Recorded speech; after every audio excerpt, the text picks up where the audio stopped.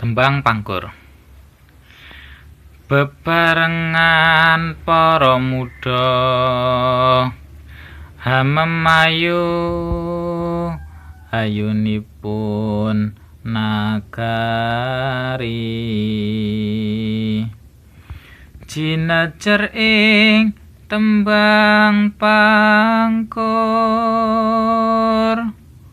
puniku nggih tuladha inggil karsa kawruh miwah kang kinayuh umuk serik dipun reksa